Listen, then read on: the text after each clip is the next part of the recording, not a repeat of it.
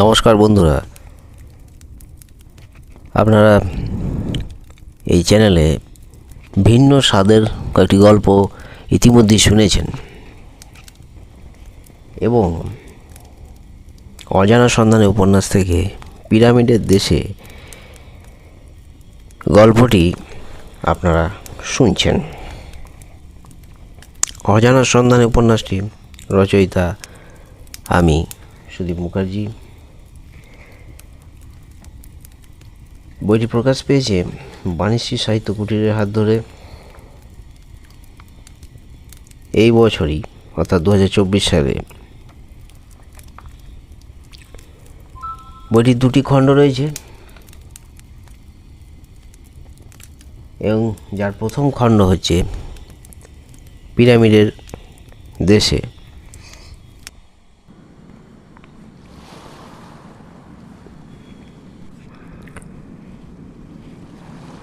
আজকের গল্প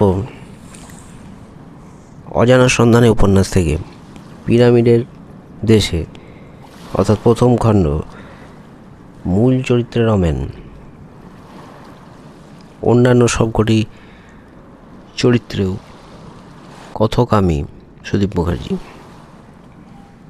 এবং পুরো উপন্যাসটির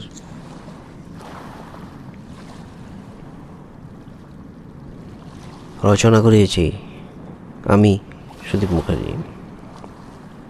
শুরু হচ্ছে আজকের গল্প অজানা সন্ধানে থেকে প্রথম খণ্ড পিরামিডের দেশে। আপনারা আগের অধ্যায়ে শুনেছিলেন যে রমেন কিভাবে মিশরে পৌঁছে যায় এবং সেখানে পৌঁছে কিভাবে দস্যুদের মুখোমুখি হয়। এরপর রমেন ঠিক করলো রাত্রে ওই দস্যুদের সবাইকে পুড়িয়ে মারবে। রাত্রে পাথরে পাথর ঘষে আগুন জ্বালানো হলো, কারণ কাঠের তো কোনো চিহ্ন নেই সেখানে। তবে গালা রয়ে গিয়েছিল রমেনের কাছে, সে লুকিয়ে রেখে দিয়েছিল তার কাছে, হয়তোবা কখনো কাজে লাগতে পারে এই ভেবে। সেগুলো নিয়ে এসে গলিয়ে জ্বলন্ত অবস্থায় ছুঁড়ল ওদের দিকে, তাদের তাঁবু লক্ষ্য করে। তাদের বিশেষ কিছু যদিও হলো না, ওইটুকুতে হওয়ারও কথা নয়। এবার দস্যুরা আগুন জ্বালানো, তাদের কাছে এসব সরঞ্জাম থাকেই, কিন্তু নিজেরাই ফাঁদে পা দিল তারা। রমেন ও পর্তুগিজ ছেলেটি কিছু কাঠ ওখান থেকে চুরি করে এনে আগুন লাগিয়ে ছুঁড়ে দিল দস্যুদের তাঁবুতে। সঙ্গে সঙ্গে তাঁবুতে আগুন লাগলো, দস্যুরা নিহত হল সবাই। একটু খারাপ লাগলেও এ তো হতেই হতো, দস্যুরা শেষমেশ মরল তো বটে। রমেন পর্তুগিজ ছেলেটিকে ওদের ভাষায় লিখে জানতে চাইল, তোমার নামটাই তো বললে না এতদিন ধরে, কি নাম তোমার?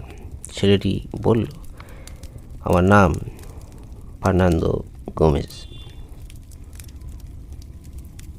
মুশকিল এবার হলো মিশরের ভাষাটা শেখা। আবার হাঁটতে হাঁটতে কিছু দূর গিয়ে একটা সরাইখানা পেল। সে আমলে সরাইখানার চল ছিল, আজ সেসব আধুনিক রূপ পেয়েছে। সেইখানের মালিকটা ছিলেন বড়ই অমায়িক মানুষ। তার কাছে মাসখানেক থেকে আয়ত্ত করলো তারা দুজনেই মিশরীয় ভাষা। যদিও রমেনের বলার কিছু ছিল না, সে লিখতে শিখল আর পড়ে পড়ে বুঝতে শিখল। এবার একটা বড় বিপদ দেখা দিল। মিশরের জলবায়ু ছেলেটার স্বাস্থ্য দুর্বল করে তুলল। কিছুদিন চলার পর তার গলার স্বর চিরদিনের মতোই বন্ধ হয়ে গেল। ছেলেটা অকালেই মৃত্যুর বুকে ঢলে পড়ল। এ কি হলো? একমাত্র সঙ্গী সেই আর নেই, আর রইল না পাশে কেউ রমেনের। কি হবে তাহলে রমেনের? বিদেশ ভিমুয়ে এসে শেষে তার অকালে প্রাণটাই যাবে নাকি? সে শুনেছিল পিরামিডের মধ্যে নাকি প্রচুর ধনরত্ন আছে, তবে কিছু পিরামিড নাকি অভিশপ্ত। বন্ধুরা, আপনারা আজকে শুনছেন অজানার সন্ধানে উপন্যাস থেকে প্রথম খণ্ড পিরামিডের দেশে, রচনায় আমি সুদীপ মুখার্জি, মূল চরিত্র রমেন, কথক আমি সুদীপ মুখার্জি। আমরা ফিরছি গল্পে। রমেন শুনেছিল পিরামিডের মধ্যে নাকি প্রচুর ধনরত্ন আছে, তবে কিছু পিরামিড নাকি অভিশপ্ত। সেখানে গেলে অশরীরীদের হাতে নিহত হওয়া ছাড়া উপায় নেই। সেখান থেকে কেউ কোনোদিন ফেরত আসেনি। তবে তার আর ভয় কিসের? মৃত্যু তো আসবেই, আসুক না, হারাবার তো আর কিছুই নেই। আর যদি যমরাজ থুরি কোনো মমি এসে তাকে টেনেই নেয়, তাতেই ক্ষতি কি? 7-5 আর বেশি না ভেবে বেরিয়ে পড়ল সে অজানা ঠিকানায়। পিরামিডের এক দিকে থাকে সুড়ঙ্গ পথ, একথা সে শুনেছিল। আর এদিক ওদিক থেকে কিছু খবর জোগাড় করতে গিয়ে আরও কিছু জিনিস জানতে পারল। তবে সবাই তাকে সে পথে পাড়ি দিতে মানাই করল। কেন এমনটা করলো তা ঠিক জানা গেল না, তবে নিষেধটাই বেশি ছিল। পিরামিডের দিকে তাকালে ভাস্কর্য দেখলে সত্যি তাক লেগে যায়। সেই কত প্রাচীন মিশরীয় শিল্পীদের কারুকার্য এই পিরামিড। বাইরের দিকে ধাপে ধাপে উঠে রয়েছে সিঁড়ি, ঠিক যেন উপরে যাওয়ার রাস্তা। উপরের রাস্তা দৃশ্যমান হলেও সে রাস্তা ভিতরে নিয়ে যায় না। নিচে কিভাবে যাওয়া যায় এই চিন্তা ভাবাতে লাগলো রমেনকে। উপরে যাওয়ার চেষ্টা করলো সে ধীরে ধীরে, তবে সে রাস্তাও বেশ দুর্গম। ইট বা ওই জাতীয় কিছু দিয়ে তৈরি, না না না পাথর, হ্যাঁ পাথর খণ্ডের তৈরি এই অসাধারণ মিশরীয় কীর্তি। উপরে কিছু বিশেষ পাওয়া গেল না, হয়তো সেসবই ধাঁধা নাকি কে জানে, বা মিশরীয় দস্যুদের দাপটে সেসব নিঃশেষ হয়ে গিয়েছে। উপরে উঠে মাথা ঘুরে যাচ্ছিল বারবার। এখান থেকে নিচে পড়লে আর তার পটল তলা আটকায় কে? দূরে, যত দূরে দৃষ্টি যায় সব দিকেই শুধু বালি আর বালি, যেন বালির সমুদ্র সৈকতে সে একটা পাথরের পাহাড়ে চেপে রয়েছে। এই ত্রিভুজাকৃতির কীর্তি তাকে একাধারে যেমন মোহিত করে দিচ্ছিল, তেমনি আবার মাঝে মাঝেই আতঙ্কিত করে তুলছিল। এ কোন স্থান? কেমন ত্রিভুজ? এই দিগন্ত বিস্তীর্ণ বালির সমুদ্র যেন গিলতে আসছে তাকে। এমনটা ভাবা কোনো বিরূপ প্রতিক্রিয়া নয়। চারিদিকে প্রায় নিশ্চিহ্ন জায়গা, কেউ কোথাও নেই। মাঝে এমন ত্রিভুজ, দু একটা যাযাবরের জনবসতি, এটুকুই যা। আস্তে আস্তে 7 চিন্তা করতে করতে নিচে নামার জন্য প্রস্তুত হলো সে। আর উপরে কিচ্ছু করার নেই তার, খুব সাবধানে নামতে হলো। অনেক সিঁড়ি, সময়ও লাগলো অনেক। শেষমেশ নিচে পৌঁছে গেল রমেন। এবার নিচের সুড়ঙ্গ পথ কোথায়?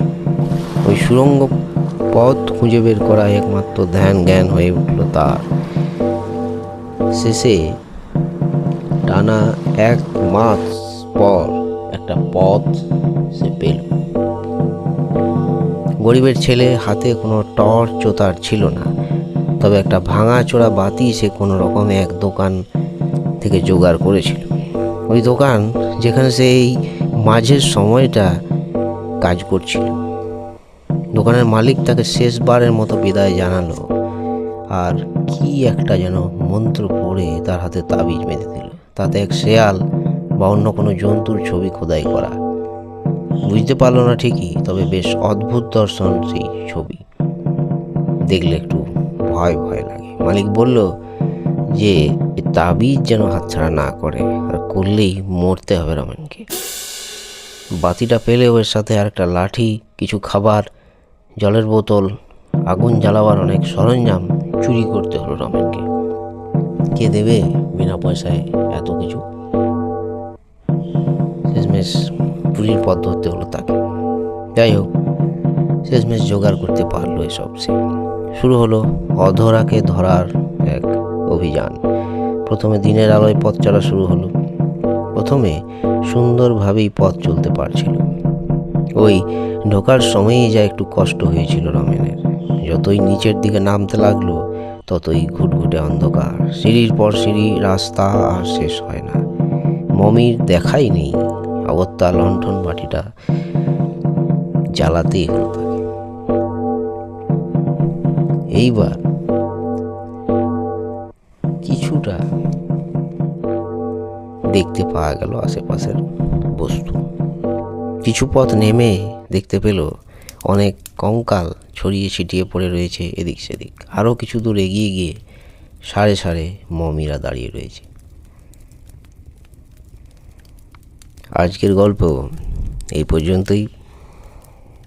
আমরা ফিরে আসবো পরবর্তী অংশ নিয়ে।